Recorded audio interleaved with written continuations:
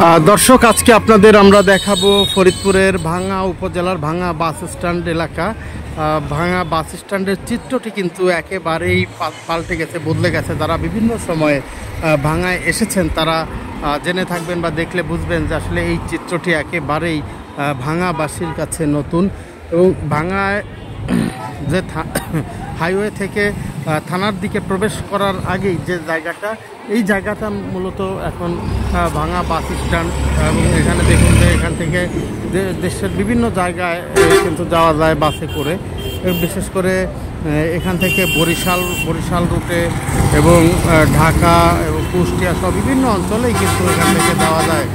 তো বরিশাল থেকে যে গাড়িগুলো আসে, যে বাসগুলো আসে, সেই বাসগুলো কিন্তু এখান দিয়ে প্রবেশ করে আমরা দেখছি একটি ভান্ডারিয়ার বরিশালের গাড়ি ক্রস করছে। তো এই জায়গাটি কিন্তু অনেক উন্নত হয়ে গেছে এবং বললাম যে চেহারাটাই একেবারে বদলে গেছে।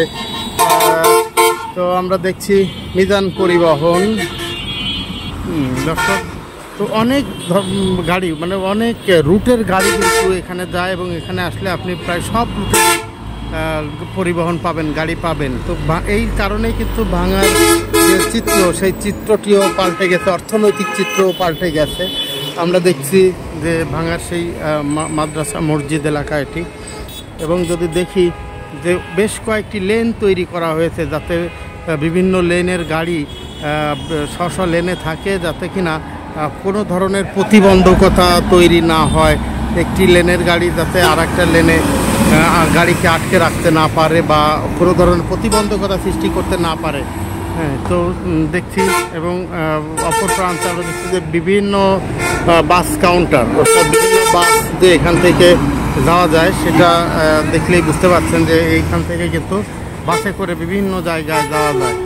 তো ভাঙ্গার চিত্র কিন্তু পাল্টে গেছে শুধুমাত্র এই সড়ক ব্যবস্থার উন্নয়নের কারণে। আমরা জানি যে ভাঙ্গা গোলচক্কর যেটি, সেটিও ভাঙ্গা এলাকাতে অবস্থিত। আর এই গোলচক্করের কারণে আজ ভাঙ্গা কিন্তু দেশময় পরিচিত একটি নাম। দর্শক, আমরা দেখছি প্রতি মুহূর্তেই কিন্তু এখানে গাড়ি আসছেন, বিভিন্ন জায়গা থেকে গাড়ি প্রবেশ করছেন। এবং ভাঙ্গা থেকে এখন মনে হয় এমন কোনো অঞ্চল নাই বাংলাদেশের যে অঞ্চলে যাওয়া যায় না। সেটি এখন এমন কোনো অঞ্চল নেই। সব অঞ্চলের কিন্তু এখান থেকে যাতায়াত করা যায়। আর এটি কিন্তু ভাঙ্গাবাসীর ভাগ্য খুলে দিয়েছে। এই কারণেই কিন্তু এই অঞ্চলের জমির দাম বেড়েছে জীবনযাত্রার মান। সাধারণ যে খেটে খাওয়া শ্রমিক, ভ্যান চালক, সবারই কিন্তু আয় বেড়েছে, উপার্জন বেড়েছে। দর্শক, আমরা ভাঙ্গা বাস স্ট্যান্ড থেকে আজকে আপনাদের সাথে সংযুক্ত হয়েছিলাম। আমরা এই ধরনের ভিডিও তৈরি করে থাকি আপনাদের নতুন করে ফরিদপুরকে জানাবার জন্য। ফরিদপুরকে আপনি জানেন, চেনেন, কিন্তু তারপরেও পরিবর্তিত যে আবহাওয়া, সেই আবহাওয়ার সাথে ফরিদপুরকে জানাতে চাই, দেখাতে চাই, ঠিক সেই লক্ষ্য নিয়ে। আপনি কমেন্টে জানাতে পারেন আপনার মতামত।